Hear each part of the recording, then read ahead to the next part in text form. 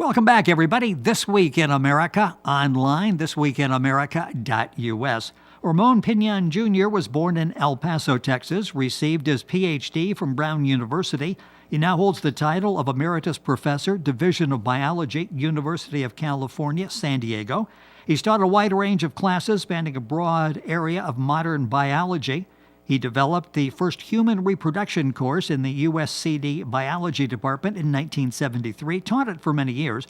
Out of that experience came his textbook, Biology of Human Reproduction, published by University Science Books in 2002.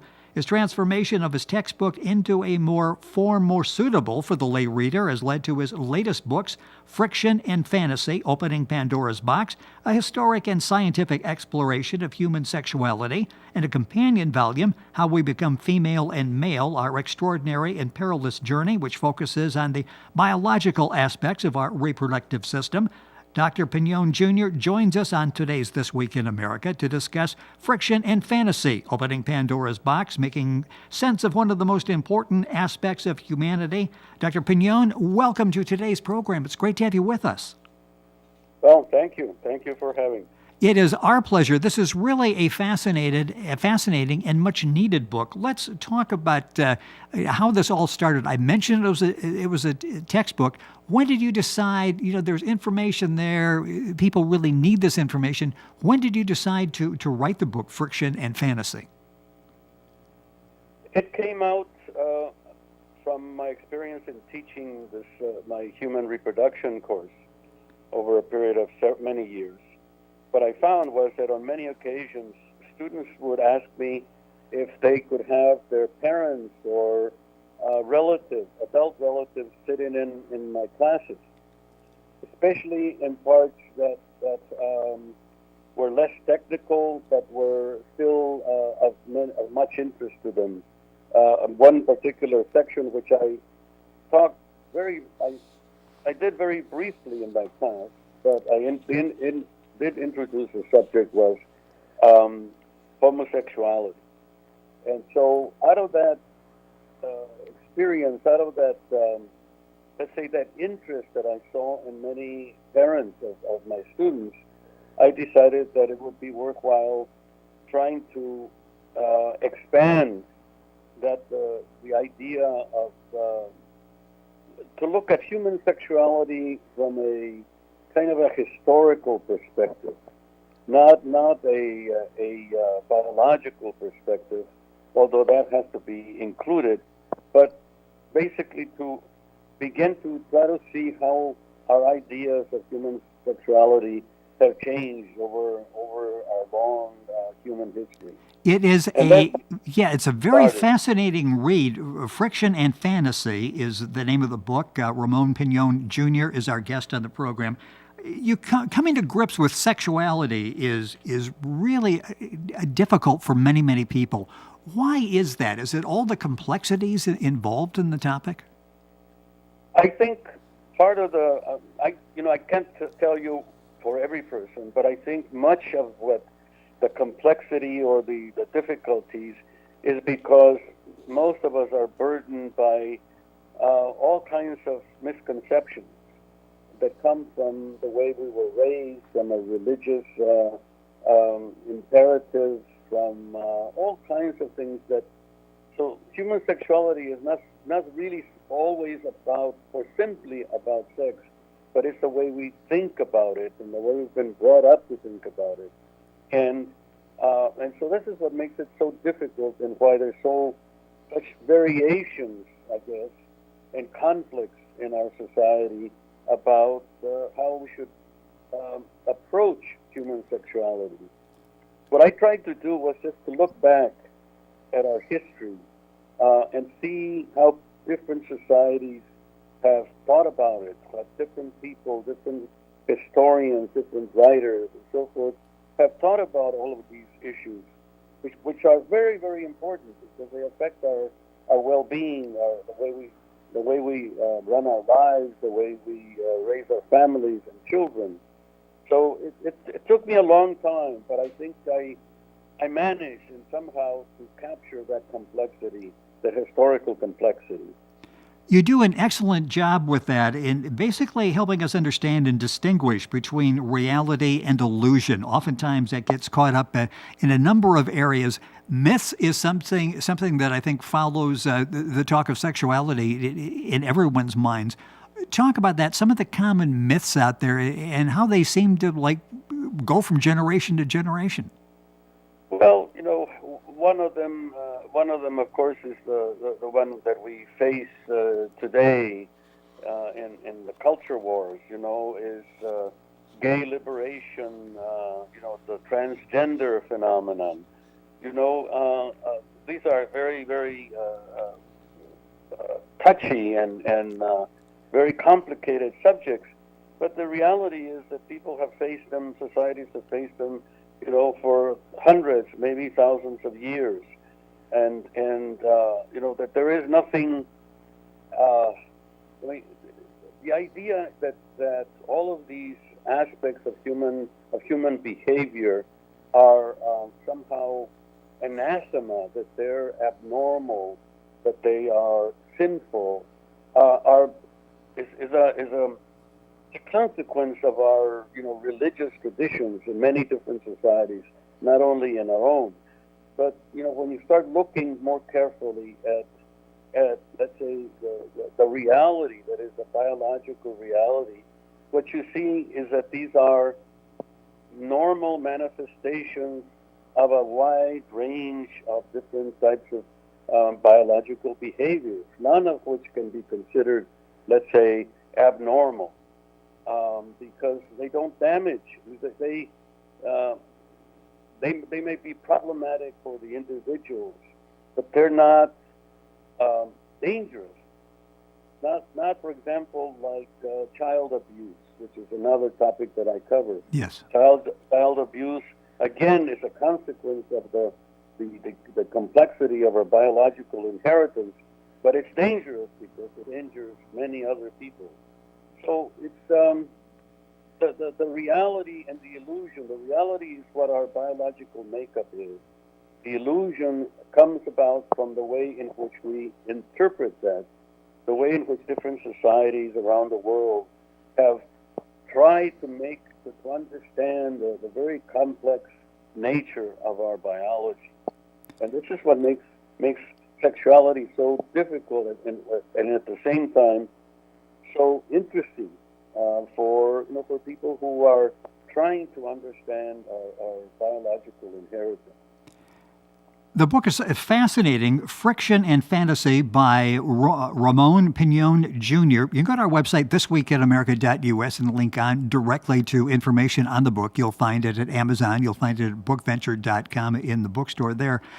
It's interesting, and you touched on that. If you think what we're seeing now, a lot of the questions we're having are caused by our society. We're the first generation having to deal with these issues. You'll find out, as you just said, that these issues go back for generations. In fact, you've got one chapter in the book, and the book is broken down into 7 chapters, erotic preference and gender diversity. And you talk about human sexuality, what is normal? Is there a normal? And I think you touched on that in the last answer. Is there really a normal? There is no normal. That's the problem. Yes. It's like asking about human intelligence. Is there a normal? There is no normal. There is a variation. There's a huge variation in human sexual behavior. Part of that is a consequence of the society, of the way in which people were raised in different societies. I touch on, for example, on abuse. That is the way in which, in many, probably most societies around the world, men have been the dominant forces in, let's say, subjugating women sexually.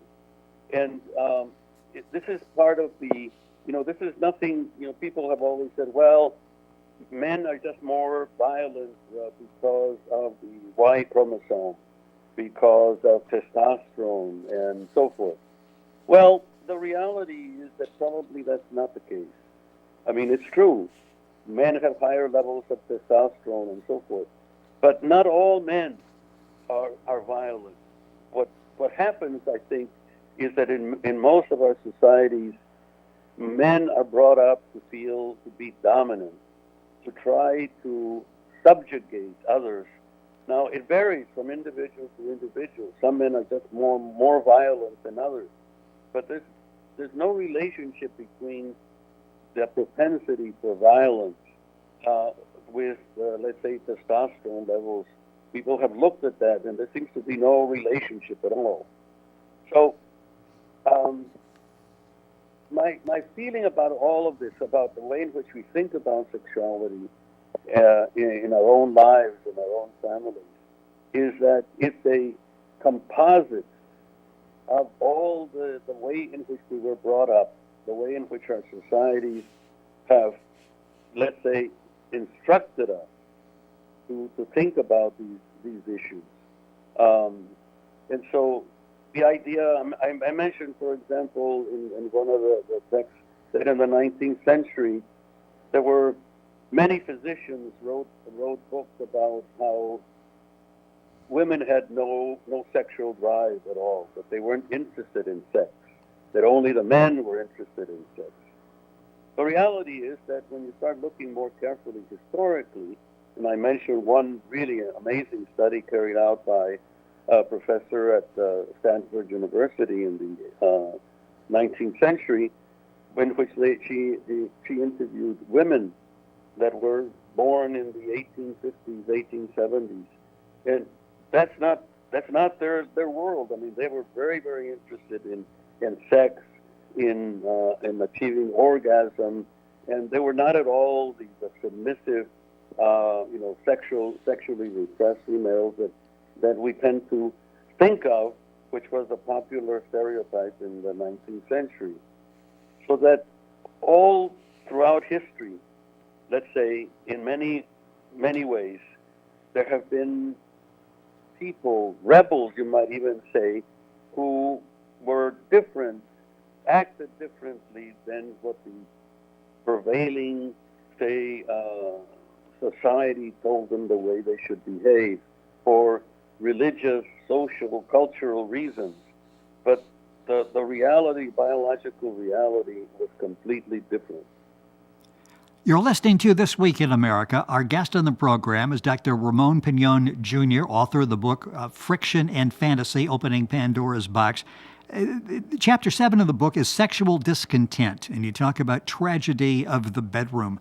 How often is that caused by myths and the misconceptions and we've been talking about, and the moral and religious imperatives? How often does that cause the tragedy in the bedroom? Well, it's very difficult to know, to give a number to that, but I think it's clear that there is, I think I opened that chapter with a little quote from Leo Tolstoy. Yes. He's the one who uses that term, the tragedy of the bedroom, because of the fact that perhaps because of the way our society assigns roles and behaviors to males and females, different roles and different types of behaviors, that in many ways that suppresses them. They're not, let's say, liberated to be able to express their own desires, because they're always constricted by the way society says they should behave, or the way they should, let's say, feel about things. And so, classical books like Anna Karenina and Emma Bovary, this is about the female, who is unhappy in a marriage, and she seeks out love outside the marriage. And the interesting thing about those books is that the poor women end up tragically, both of them being killed. And this is a way, in a way that the women are being punished because of their, let's say, their desire to be free, to express themselves in a way which is different from the way society expects them to behave. Rapidly. So a lot of the, Yes, I'm sorry. Go ahead. No, go ahead. I was just going to say, we're rapidly running out of time, and it's such an important book, Friction and Fantasy, Opening Pandora's Box. Touch briefly, and we'll talk about it in the book, on sexual fantasies and the taboo subject of solitary sex. Sexual fantasies, so often people are taught that's bad. You're not supposed to have those. Yes. Well, that used to be the old that they somehow indicated that you were you were being very sinful, but the Yes. reality is that everyone has them, and they're probably very healthy for you. Interesting. As long as you don't act out, as long as you don't go out and start attacking other people. But it turns out I don't know. I mean, I don't know if anyone has really done an absolutely statistically let's say relevant study about all of this, but the reality is that most people, if they would admit it, have had or continue to have sexual fantasies. I think it's healthy. It's a way in which let's say our inner biological apparatus sort of let's say retains its ability to continue to feel the imperatives of the biological system. So there's nothing really wrong about those. And in the book, in the chapter in the book, I quote many of these stories that from interviews that psychologists have had with a number of their patients about their sexual fantasies, and they're very interesting. They're funny in many ways, but they're also revealing something which is really fundamental about humans. I also mentioned, and I shouldn't have because we don't have time to really get into it, but I threw it out there, so I need to bring this up. The subject of solitary sex, which is something that's really not talked about a lot, and that many people again will put that in the category of harmful. That shouldn't be done. Yes, I mean it's interesting because you can talk about almost everything now except solitary sex. Yes.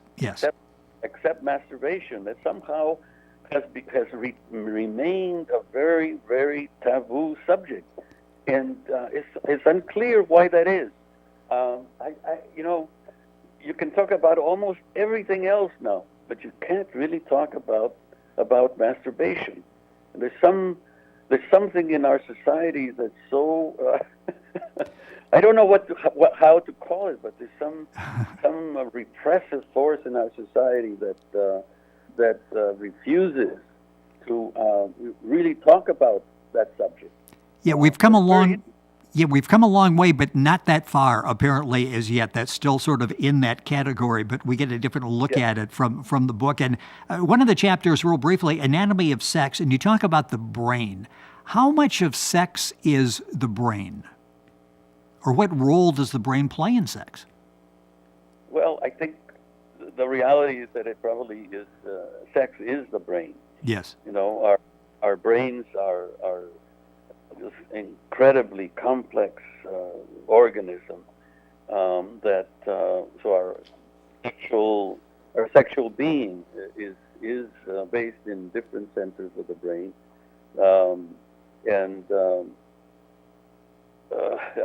it's difficult to know to define it in a more precise way because we know so little about the centers in the brain, the different tissues in the brain that are responsible for the different aspects of our sexuality. It's not all concentrated in one section, but it's probably diffused to different regions of the brain. The little that we know about these things, that's what we sort of imagine that our sexuality really develops out of brain activity, but we know basically nothing. We know a lot about the different regions of the brain, but that's one thing. But the other one that's so much more mysterious is how do all of these different parts of the brain that communicate with each other. Out of those interactions, how does that come the sense of love, for example, the sense of longing, the sense of desire? Somehow it does, but at this stage, as far as I know, we know absolutely nothing about that. We know a lot about the different components of the brain, but how all of those different elements, parts, come together to give us what we refer to as our sexuality, our desire for love, desire for compassion, for caring, and so forth, that remains a mystery. The book is very well done. It's a very important book, helping us make sense out of one of the most important aspects of humanity. The book is called Friction and Fantasy, Opening Pandora's Box. The author, our guest on the program, Ramon Pinon, Jr. You'll find the book available at Amazon, at bookventure.com, in their bookstore. And you can link on directly by going to our website, thisweekinamerica.us. Doctor, it was a pleasure to have you on the program. It really is an important book. It's a book that's necessary reading, and I'm sure that the response you got in the class, in fact, it'll take 30 seconds to talk about that. What was it like with the students and the people who have read the book? Did they come away, could you see their attitude changing suddenly? They were feeling more comfortable with their own sexuality?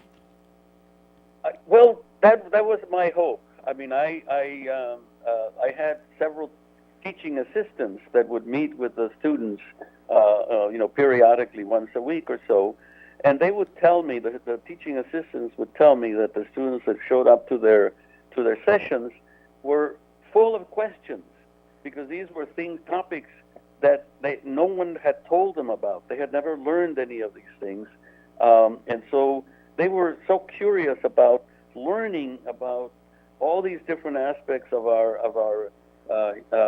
let's say, biological aspects of our sexuality. It was really fun.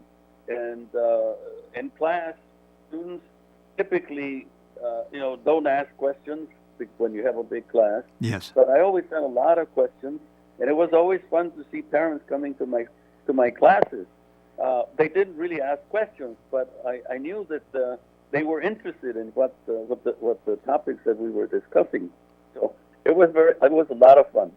The book is called Friction and Fantasy, Opening Pandora's Box. Ramon Pinon, Jr., the author. Book available, again, at Amazon, Book Venture as well. Go to our website, thisweekinamerica.us, and link on to the website to get information. Dr. Pinon, thank you so much for being with us on the program. Really appreciate it. Great job with the book. Very well done. Thank you for being with us on the show. Oh, it was my pleasure. Thank you. You're welcome. You're listening to This Week in America. All the information available at our website, thisweekinamerica.us. Stay tuned. We'll be right back after these messages.